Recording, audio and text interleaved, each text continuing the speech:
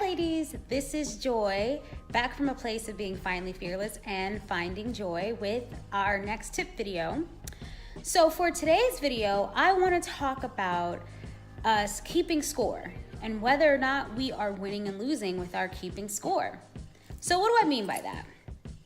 Well, a lot of times, whether we are in a romantic, platonic, family relationship, or work relationship, whatever connections we have, we tend to pay very acute attention to someone else's behavior, a lot of times outside of our own, right? So this whole idea of keeping score is, what did you do in the past? How many times have you hurt me? How many times have you disappointed me? Have you been reliable? And I think we tell ourselves these things because we say we have to kind of keep track or keep score to know who this person will be in the future and if we can trust them, if we can maintain this connection that we have with them.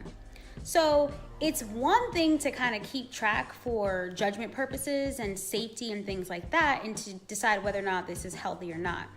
But it's another thing when you have committed to be in a relationship and you're kind of creating a vault of information, right? You're creating a scoreboard in your head of how many times this person has surprised you, made you happy, made you laugh, made you feel joyful, and how many times this person has made you feel sad, didn't quite do things the way that you wanted them to do. So here's the thing, you're keeping score. How many points are on the board? The problem is you're on the same team, right? So if you're the one who's keeping score, what does that say for your whole team? What does that, say for you?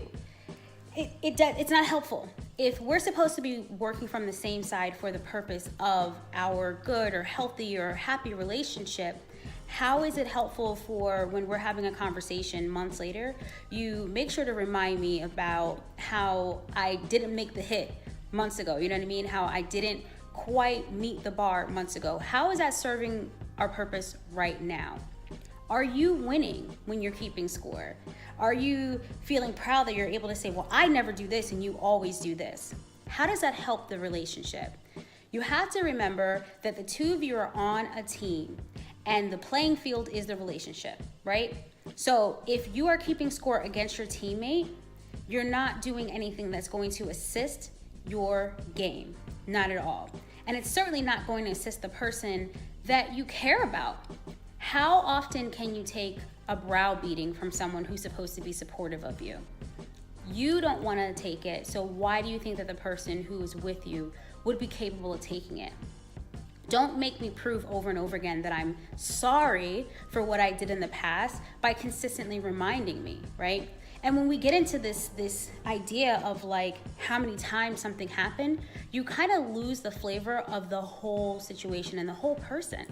We are all made up of a bunch of unique flaws, and a lot of them come together to be something quite beautiful and wonderful, which is why we connected with each other in the first place. We are not just these little tiny parts. We are the whole shebang, right?